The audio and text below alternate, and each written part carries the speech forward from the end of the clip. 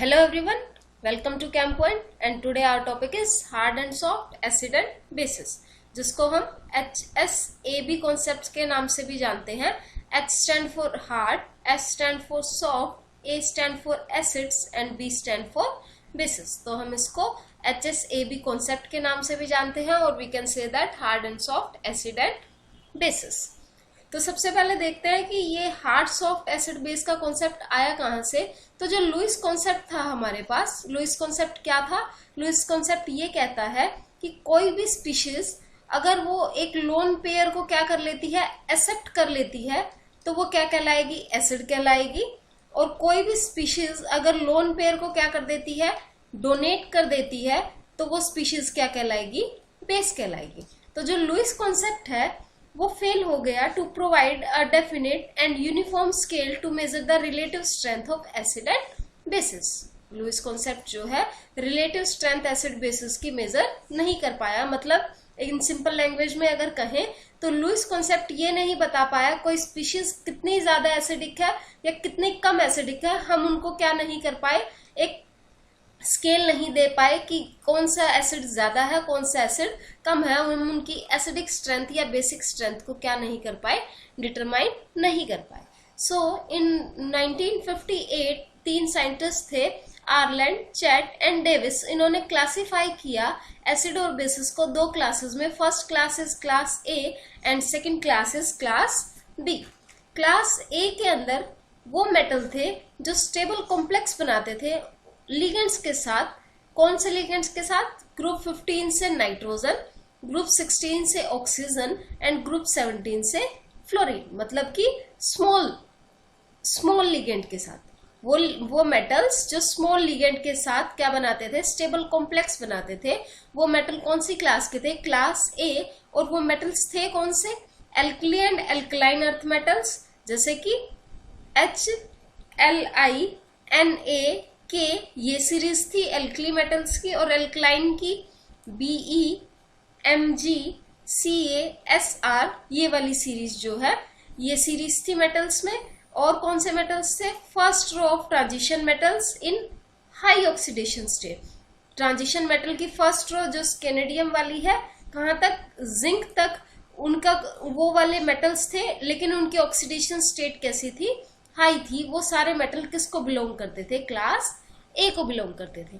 Class B की अगर हम बात करें तो क्लास बी में वो मेटल थे जो स्टेबल कॉम्प्लेक्सेस बनाते थे लिगेंड्स के साथ। कौन से लिगेंड्स के साथ? ग्रुप 15 से फॉस्फोरस, आर्सेनिक, एंटीमनी।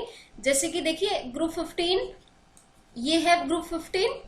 तो नाइट्रोजन के साथ स्टेबल कॉम्प्लेक्स किसने बनाया?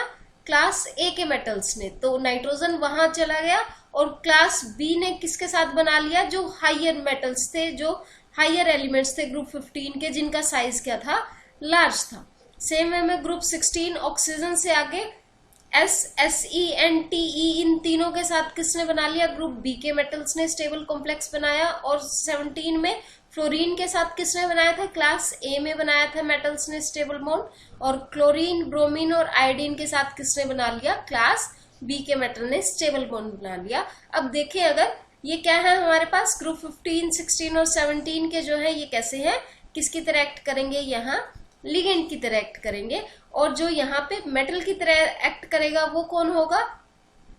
लाइटर ट्रांजिशन एलिमेंट, जिनकी ऑक्सीडेशन स्टेट कम होगी। और हैवियर ट्रांजिशन एलिमेंट जैसे कि Cu positive, Ag positive, Hg positive, Pt2 positive and Pd2 positive, ये सब कौन सी क्लास के मेटल होंगे? क्लास डी के मेटल होंगे। इन 1963 पियर्सन जो साइंटिस्ट थे, पियर्सन सर, उन्होंने क्या कहा, सजेस्ट किया कि हार्ड एंड सॉफ्ट डिस्क्राइब करेगा किसको? Class A and class B को। He suggested the term hard and soft to describe the member of class A and class B. So hard acid क्या कहा, क्या कैरेक्टरिस्टिक्स होंगे hard acids की? Hard acids small ionic radii, उनका ionic radii कैसा होगा? Small होगा। Positive charge, high positive charge, cation of higher oxidation state होगा। स्ट्रॉन्गली सॉल्वेटेड, स्ट्रॉन्गली सॉल्वेटेड क्या होगा? सॉल्वेशन क्या होती है? सॉल्यूट और सॉल्वेंट जल्दी से मिक्स हो जाएंगे। ये जो पावर, ये जो है सॉल्यूशन जो है बहुत जल्दी से बन जाएगा, that is strongly solvated and empty orbital in the valence shell and with high energy of LUMO. Why high energy of LUMO? LUMO होते क्या है? सबसे पहले lowest unoccupied molecular orbital, MOT, molecular orbital theory के हिसाब से what is LUMO?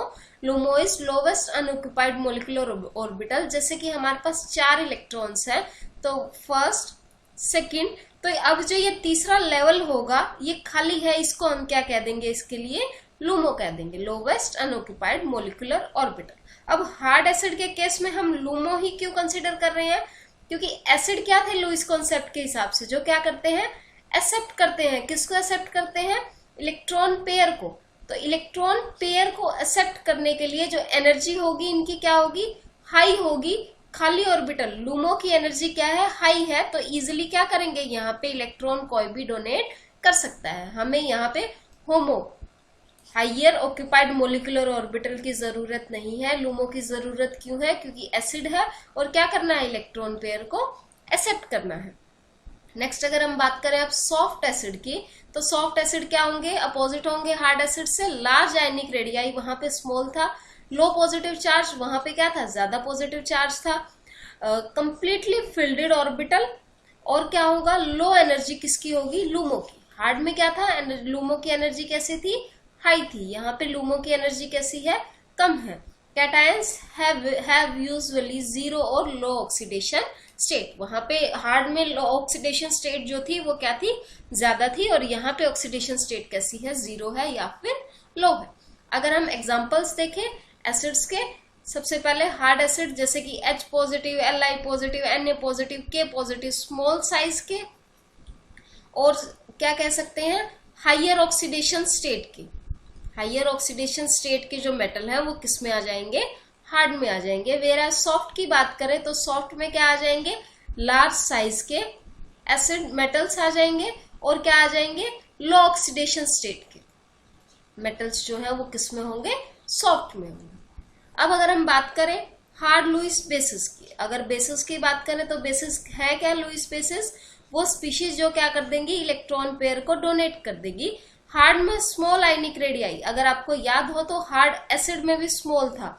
Strongly solvated, same as hard acid. Highly electronegative, वहां पे क्या था? हाईली पॉजिटिव चार्ज था। Weakly polarizable and with high HOMO. यहाँ पे क्या है? बेसिस के केस में होमो है। होमो क्यों है? क्योंकि अब की बार क्या करने हैं?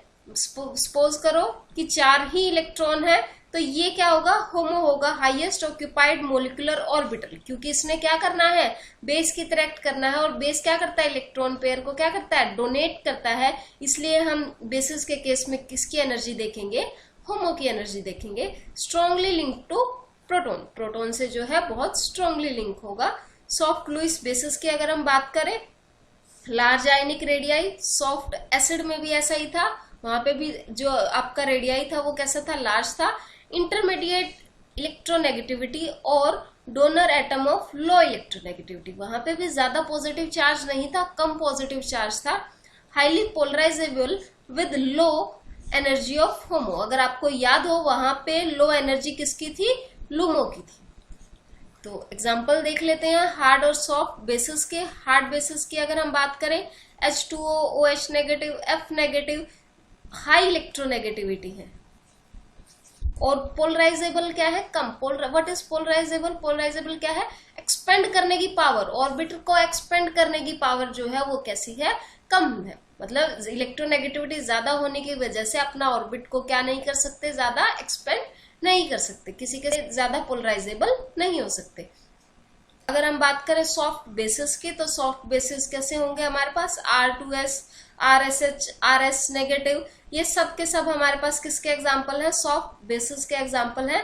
सॉफ्ट बेसिस में जो इलेक्ट्रोनेगेटिविटी होगी वो मॉडरेट होगी, या हम यूं कहें थोड़ी सी कम होगी कंपैरिजन टू हार्ड, और ये इजिली क्या होंगे? पोलराइज होंगे। पोलराइज मतलब अपने ऑर्बिट को क्या कर सकते हैं? इजिली एक्सपेंड कर सकते हैं। अगर हम कंपेयर करें यहाँ हार्ड एसिड एंड बेसिस के कैरेक्टरिस्टिक्स और डिफरेंसेस को, तो देखिए हार्ड एसिड और हार्ड बेसिस में देखिए यहाँ पे जो दोनों के रेडियाई है वो कैसे हैं? स्मॉल है। हाई पॉजिटिव चार्ज है, हाई इलेक्ट्रोनेगेटिविटी है। यहाँ पे इलेक्ट्रोनेगेटिविटी क्या है, हार्ड एसिड के केस में लो है।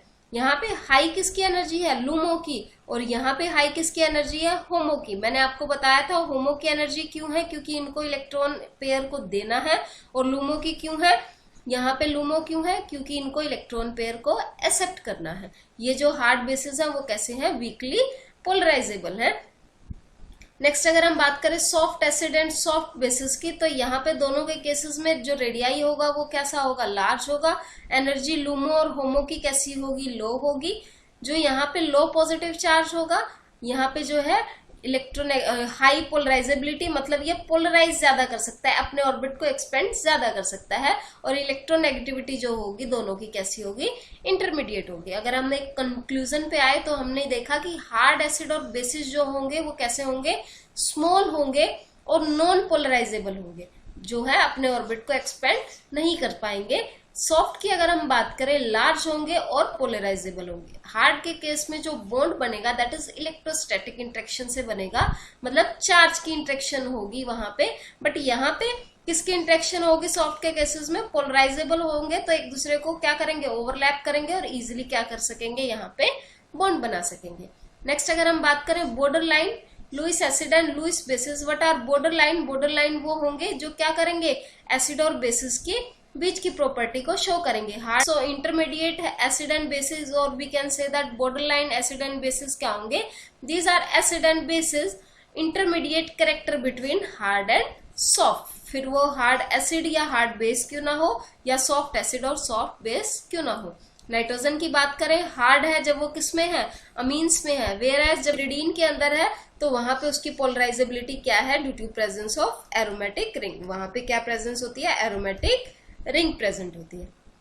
नेक्स्ट अगर हम एग्जांपल देखें बॉर्डरलाइन एसिड के, Fe2 positive, C2 positive, Ni2 positive, Cu positive, ये सारे क्या है, बॉर्डरलाइन एसिड के एग्जांपल है। बॉर्डरलाइन बेसिस के एग्जांपल C6H5NH2, C5H5N, ये सारे किसके एग्जांपल हैं हमारे पास, बॉर्डरलाइन बेसिस के। बॉर्डरलाइन क्या होते हैं, जो हार्ड और सॉफ्ट के बीच में जिनकी प्रॉपर्टीज क्या करती हैं, लाई करती हैं। अगर हम एक पिक्चर के थ्रू देखें तो ये देखिए जो रेड पोर्शन वाले मेटल्स हैं वो सारे हमारे पास कैसे हैं, हार्ड है। इंटरमीडिएट और I can say that border line metals कौन से हैं, जो Mn, Fe, जो ये येलो कलर के पोर्शन के हैं, ये सारे कैसे हैं, बॉर्डर लाइन मेटल्स हैं, जो हार्ड और सॉफ्ट मेटल के बीच की प्रॉपर्टी को शो करते हैं। और सॉफ्ट कैसे हैं हमारे पास, RuH, PD, Ag, Cd, ये सारे मेटल्स हमारे पास कैसे हैं, सॉफ्ट है। अगर हम बात करें हार्ड एसिड जो है हार्ड बेसिस के साथ स्ट्रॉन्ग बॉन्ड फॉर्म करते हैं, सॉफ्ट एसिड है वो सॉफ्ट बेसिस के साथ स्ट्रॉन्ग बॉन्ड फॉर्म करते हैं। इसी को हम HSAB प्रिंसिपल कहते हैं। इसको हम नेक्स्ट वीडियो में डिटेल में डिस्कस करेंगे क्या है HSAB प्रिंसिपल, और we can say that Pearson principle, कि हार्ड के साथ बहुत अच्छी इंटरेक्शन करता है, सॉफ्ट के साथ स्ट्रॉन्ग इंटरेक्शन करता है।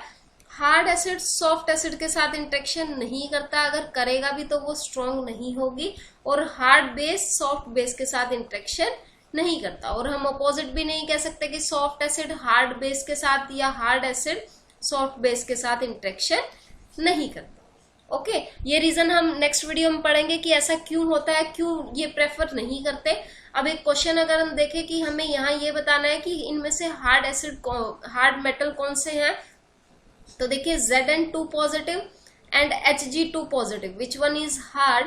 तो अगर हम बात करें साइज की तो Zn2 पॉजिटिव का साइज स्मॉल है, और हमें पता है जो स्मॉल साइज के होंगे वो कैसे होंगे, हार्ड होंगे। तो Zn2 पॉजिटिव स्मॉल साइज है, लेस पोलराइजेबल है, तो ये कैसा है, हार्ड है। Second is Fe2 positive and Fe3 positive, इनमें से हार्ड कौन सा होगा, हमें पढ़ा था हार्ड की कंडीशन में कि जो पॉजिटिव चार्ज जो होगा वो कैसा होगा, ज्यादा होगा, और we can say that higher oxidation state होगी। तो यहाँ पे ऑक्सीडेशन स्टेट क्या है, ज्यादा। तो Fe3 positive that is due to higher charge, ये कैसा है, हार्डर है। सो थैंक यू, होप आपको आज का कॉन्सेप्ट समझ आया। अगर आपको कॉन्सेप्ट समझ आया तो इस चैनल को सब्सक्राइब करें, इस वीडियो को लाइक करें और शेयर जरूर करें। Thanks a lot.